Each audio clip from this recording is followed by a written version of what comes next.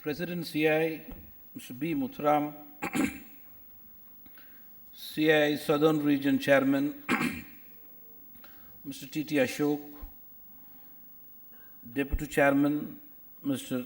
Sanjay Reddy, Senior Director, Sujit Haridas, Director General of CII, Mr. Banerjee, members from the industry, distinguished invitees, friends from the media, ladies and gentlemen. I am happy to be here at the inauguration of the conference on thriving in an imbalanced world. Ever since the setting in of the slowdown, the economic environment has not been stable enough for promoting steady growth. In this context, the CII, I would say, has chosen a timely and topical theme. The globalization of our economy in the 1990s had opened up new avenues for our business to flourish by establishing commercial and technological tie-ups with enterprises of the developed countries. The flow of EXIM trade as a result of liberalization was also beneficial to our national economy. This meant that the developments taking place in the world economy had an impact on India. We are now at a crossroads where the global economy can no longer be viewed from a spectator's standpoint. What happens elsewhere has large implications for India. Whenever there is a major financial crisis anywhere in the world, there is need to take stock of its potential adverse impact. In its own way, the rise and fall of the growth rate of economy too has an impact on the global economic scene. The reason for the current imbalance in the economic climate lies in global factors, particularly the crisis in the Eurozone area and near recessionary conditions prevailing in Europe, sluggish growth in many other industrialized countries like the USA, stagnation in Japan, and hardening international prices of crude oil. These developments should lead us to ponder whether future changes in the world economy could cross in a smooth manner or be disruptive.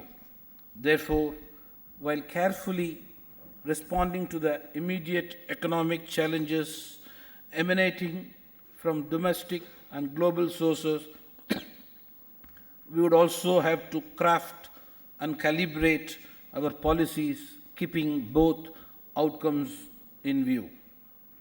Managing growth and price stability have been major challenges faced by India in 2011-12.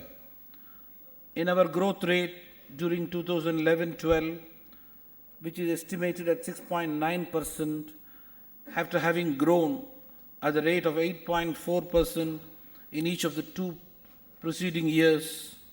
Despite this decline in growth rate, it is to the credit of the resilience of our economy that India remains among the front runners by any cross-country comparison. The Indian economy can achieve further growth in the middle of the global crisis by building world-class infrastructure services delivery at competitive rates. The realization of investment targets for infrastructure during the 11th plan will give hope that the financing of an even more ambitious 12th plan target may be definitely possible. The increased level of private sector participation in financing of the infrastructure has also generated optimism that public funding need not necessarily be the exclusive route for infrastructure investment. A conducive environment for private sector participation with a transparent and credible regulatory mechanism, therefore, could definitely reduce the pressure on public sector findings. Ladies and gentlemen, the strategy of the government is to increase investment in infrastructure through a combination of public investment and public private partnerships. During the 12th plan period, infrastructure investment is expected to go up to 50 lakh crore. We aim to attract a contribution of 50% from private sector investments. For the year 2012-13, tax-free bonds of 60,000 crore was announced for financing infrastructure projects. I take this opportunity to thank the Honorable Finance Minister for accepting my request to extend the availability of a tax-free bond of rupees 5,000 crore for the port sector for one more year. All upbeat forecasts for India's economic growth are really based on the nation being able to address the requirements on the infrastructure front. Investment in other areas such as roads, airport and railways are also urgently needed. I am happy to share with you that as many as 17 rail connectivity projects to our ports have been sanctioned in the railway budget. It is executed with a sense of urgency. These projects can result in a huge boost to India's current growth rate. The maritime sector, as all of you know, plays a crucial role in facilitating India's international trade. Almost 95% by volume and 70% by value of India's overseas trade is effected through the sea route. Presently, 12 major ports are handling about 64% of the seaborne traffic, though the share of the non-major ports has increased from 7% in 1991 to about 36% in 2010-11.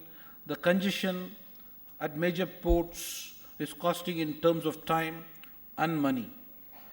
Cargo handling is projected to increase significantly at all ports during the 12th plan. The immediate focus has to be on building vibrant, efficient, and safe ports and shipping services and a strong base for the shipping industry. From the perspective of the port sector, the increase in foreign trade has led to enormous demand for new ports and existing ports infrastructure. Capacity augmentation and efficiency improvement could definitely require increased investment from the private sector, particularly for mechanization of cargo handling, deepening of the drafts at the ports, strengthening port connectivity by building road and rail links and inland waterways connectivity, and technological upgradation and automation. With these measures in place, I am sure the port sector could contribute handsomely to the development of the economy in spite of global uncertainties. Friends, the sailors of the distant past were willing to raise anchor and sail out to sea, knowing that they would never return to the shores of the previous day. That was the only way they discovered new lands. I am sure if the private sector participation come forward to invest in infrastructure with the right mix of courage and caution, we would be definitely able to sail through the turbulent waters and achieve high growth. I am happy that the Confederation of Indian Industry and Boston Consulting Group have come out with a report on thriving in an imbalanced world at the right time. The report quotes Charles Darwin, and I repeat, I quote, "It is not the strongest of the species that survives, nor the most intelligent. It is the one that is most adaptable to change," unquote. If we adapt ourselves to the changing global environment, we can definitely sustain our place among the front runners in achieving economic development, the fruits which should reach all sections of our society. At this juncture, I compliment the CII for thoughtfully organizing panel discussion on industrial growth and also on inclusive and sustainable growth. Though I would be leaving this venue for my next engagement, I keenly look forward to apprise myself of the proceedings of this important discussion. I extend the conference all success. Thank you.